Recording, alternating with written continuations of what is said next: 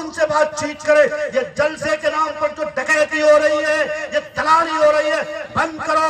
یہ کوئی گائے کی منڈی نہیں ہے, یہ کوئی بھینس کی منڈی نہیں ہے کہ تم کسی شاعر کو خریدو گے 20,000 25,000 روپے بلا کر خود اپنی پاکٹ میں 5-10,000 روپے رکھو گے اور شاعر کو 15,000 رکھو گے. اے حرم کھورو, کہاں گئے بدماشو, اے حرام کی دولت کھانے والو, تمہیں ڈر نہیں ہے کہ ایک دن تمہیں اللہ کے حضور حاضر ہونا ہے؟ اس دن کا تمہیں ڈر نہیں؟ اگر ڈر نہیں ہے تو دیکھو جب کسی کی روح نکلتی ہے تو کیسے چیخیں نکلتی ہیں. ارے پیر کے ناخن تک ان کے ڈھیلے پڑ جاتے, منہ سے فوارہ تک نکلنے لگتا ہے, کبھی ہاتھ ٹیڑے کبھی پیر ٹیڑے, زبانیں گونگ ہو جاتی ہیں, ہونٹ پہ ہونٹ چڑھ جاتا. کئی رقیوں کو تو دیکھا گیا کہ ان کی زبانیں کٹ کٹ جاتی ہیں جب ایسی بھیانک موت آ رہی, روح نکل رہی ہے, پھر بھی تمہاری عقلیں نہیں ہے جاگ رہی ہیں, پھر بھی تمہارا شعور بیدار نہیں ہو رہا.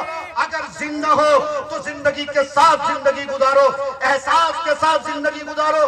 تم وہ قوم ہو, تم وہ قوم ہو جس قوم نے ہمیشہ یہ کر کے دکھایا ہے. تمہارا تیور, تمہارا جذبہ وہ ہونا چاہیے جو جذبہ اور جو تیور حضرات صحابہ کرام کا تھا. بھول گئے تمہاری تعداد 313 کی تھی, ایک طرف پھاٹے مارتا مجمع تھا, بڑی تعداد پر بہت زیادہ لشکر تھے, اس کے پاس اسلحے بھی تھے, ساری چیزیں تھی, اس کے باوجود 313 کو کس نے فتح دلائی تھی؟ کون سی وہ چیز تھی؟ وہ چیز ایمان کی طاقت تھی. وہ طاقت کون سی تھی؟ ایمان کی طاقت تھی. اس لیے اے سرجہ پوری مسلمانوں, تم بھی اپنے ایمان کی طاقت کے ساتھ ہوش باختہ ہو جاؤ, ہوش کے ناخن لو, انشاءاللہ باطل کی چیخیں اڑ جائیں گی. انشاءاللہ وعدہ کرتے ہو نا؟ انشاءاللہ سارا مجمع تیار ہے. ان مجاہدین سے سبق سیکھو گے نا؟ انشاءاللہ سبق سیکھو گے.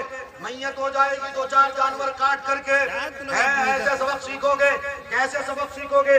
قبرستان میں گائے باندھ کر, بھینس باندھ کر, بکری باندھ کر منتری جی کو برا بلا کہو گے؟ نہیں, ذمہ داری تمہاری تھی. تمہیں اپنی جیب خاص سے قبرستان کی حفاظت کے لیے باؤنڈری کا انتظام کرنا تھا, لیکن تم نے نہیں کیا. مکھ منتری جی نے کیا. خیر, یہ ان کا احسان ہے کہ یوجناؤں میں سے ایک یوجنا یہ بھی دیا, لیکن اس کے باوجود کچھ ہمارے ساتھ کے دلال قسم کے لوگ ہیں جو ہمارے قبرستان کی باؤنڈری کو پورا نہیں ہونے دیتے.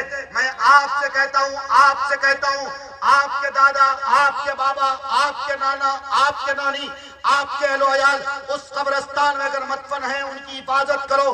کبھی سبق سیکھو ان غزہ کے مجاہدین سے. چھوٹے چھوٹے معصوم بچے الشفا ہاسپٹل میں جب بم بارود کیا گیا تھا, بم سے پورے ہاسپٹل کو اڑایا گیا تھا, تمہیں نہ معلوم اس ہاسپٹل میں فرزن اس وقت کی بات ہے تقریباً 4,000 سمتھنگ لوگوں کا علاج چل رہا تھا. بیک وقت 4,000 لوگوں کو موت کی نیندیں سنا دی گئی. اسرائیلی بھیڑیے بین الاقوامی قانون کی بات کرتا ہے, ان کو پتا ہونا چاہیے کسی بھی دھارمک جگہ پر حملہ نہیں کیا جا سکتا, ہاسپٹلوں پہ حملہ نہیں کیا جا سکتا, چاہے مندر ہو, مسجد ہو, گرجا گھر ہو, کلیسا ہو, کچھ بھی ہو, ان دھارمک جگہوں پر حملہ نہیں کیا جا سکتا. لیکن انہوں نے ساری حدیں پار کر دی. اس کے باوجود بتاؤ آج الزام کس پہ لگ رہا؟ آتنکوادی کا تمغہ کس کو مل رہا؟ بتاؤ آتنکوادی کی سرٹیفکیٹ کون بانٹ رہا؟ یہ امریکہ بانٹ رہا کہ یہ حماس آتنکوادی ہیں, فلاں آتنکوادی ہیں. آتنکوادی اگر اس دھرتی پہ سب سے بڑا اگر کوئی ہے تو دعوے کے ساتھ کہتا ہوں امریکہ کان کھول کر سنے, اس دھرتی کا سب سے بڑا آتنکوادی وہ اسرائیل ہے. اسرائیلی فوج ہے, اسرائیل کی طاقت ہے. اسرائیل سب سے بڑا آتنکواد اس دھرتی پر ہے. کیوں؟ اس لیے کہ انہوں نے بچوں کو مارا, عورتوں کو مارا.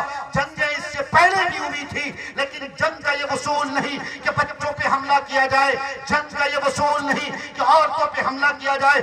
مرد ہو, مرد سے مقابلہ کرو, مرد کے ساتھ خانہ جنگی کرو. لیکن نہیں, یہ بزدل قوم ہے, اس کو کون سمجھائے؟ لیکن اے مسلمانوں, میں تمہیں صرف اور صرف فلسطین کی اس تاریخ سے سبق لینے کی بات کر رہا ہوں. سبق لو, اپنے سماج کی تقدیر اور تصویر کو بدلو. جلسے کو ہلڑ بازی مت بناؤ, جلسے کے تشخص کو برقرار رکھو. یہاں اگر لڑکیاں آ رہی ہیں, یہاں اگر عورتیں آ رہی ہیں, اس کے لیے پردے کا معقول انتظام کیجئے. اولاً تو میں ہاتھ جوڑ کے رات میں ہونا ہی نہیں چاہیے. رات میں عورتوں کے آنے کا اہتمام یہ غلط ہے, غلط. جہاں پیٹرول وہاں آگ لگنا فطری بات ہے. اس لیے کہ نبی علیہ السلام کے آپ علیہ السلام کے تربیت یافتہ اصحاب رسول کا ایک واقعہ ہے. ایک بند کمرے میں آپ علیہ السلام کے تربیت یافتہ ایک صحابی رسول تھے. ایک عورت تھی, جب وہ باہر نکلے کہا عورت کے فتنے سے تم نے اپنے آپ کو محفوظ پایا کہ نہیں پایا. وہ صحابی رسول ہیں, نسبت کن کی؟ آپ علیہ السلام کی. تربیت کن کی حاصل؟ آپ علیہ السلام کی حاصل. اس کے باوجود وہ صحابی رسول فرمانے لگے نہیں, عورتوں کے فتنے سے میں نے اپنے آپ کو بھی غیر محفوظ پایا ہے, غیر معمول پایا ہے. تو پھر کیوں آپ کم عورتوں کے لیے یہ کہتے ہو کہ پردے کا معقول انتظام ہے؟ اشتہار پہ لکھنا چھوڑو. عورتوں کا انتظام اگر کیا جائے گا تو دل میں کیا جائے گا. خواتین و حضرات سے متعلق تقریریں ہوں گی. اب علماء کو یہ بیداری کے ساتھ آگے آنا پڑے گا. جلسے کی روحانیت کو پھر سے برقرار لانا پڑے گا. آپ سے میں کہتا ہوں اپنے علاقہ, خاص کر یہ سرجا پوری علاقہ, اس سرجا پوری علاقے میں ایک نہیں دو نہیں, میرے پاس وقت کم ہے, مقررین کی فہرست طویل ہے, مشہور مقرر تشریف لا بھی چکے ہیں. اس کے باوجود ایک بڑے چترویدی کو بھی آپ کو سماعت کرنا. لیکن مختصر سے وقت میں ایک بات یہ بھی کہہ دیتا ہوں, ہمارے علاقے میں یہ جو نوجوان لڑکوں کا اور نوجوان لڑکیوں کا یہ جو میل ملاپ ہوا ہے, اس کا ایک راستہ, اس کا ایک زینہ یہ تعلیم کا زینہ بھی ہے. اس تعلیم سے, جہاں تعلیم اگر بڑی ہے, اس سے کہیں زیادہ آوارگی بڑی ہے, اس سے کہیں زیادہ بےہودگی بڑی ہے, اس سے کہیں زیادہ بے حیائیاں بڑی ہے. آپ کہو گے کیسے؟ میں کہتا ہوں کوچنگ سینٹر چلانے والا کون ہوتا ہے؟ وہ نوجوان جس کی شادی نہیں ہوئی. کیا وہ نوجوان دعوے کے ساتھ یہ کہہ سکتا کہ میں لڑکیوں کو دیکھتا ہوں میرا دل نہیں ڈگمگاتا, میرا ایمان نہیں ڈگمگاتا؟ کیا وہ کہہ سکتا کہ میں اپنی خواہش کو کنٹرول میں رکھتا ہوں؟ نہیں کہہ سکتا. جب ایک صحابی رسول اپنے ایمان کی گارنٹی نہیں لے سکتا, تم کس کھیت کی مولی ہو؟ تم تو چلو بھر پانی کے ان کے پاؤں کے دھول کے برابر بھی نہیں ہو, تو تم کیسے باقاعدہ بے پردہ کوچنگ سینٹر چلاتے ہو؟ اے ہوا کی بیٹیوں اور ہوا کے بیٹیوں کے باپوں, ذمہ داروں, گارجینز اور پیرنٹس, تم بھی سنو, تمہیں شرم آنی چاہیے. تم اپنی بڑی اور جوان لڑکی کو کوچنگ سینٹر کے لیے بھیجتے ہو.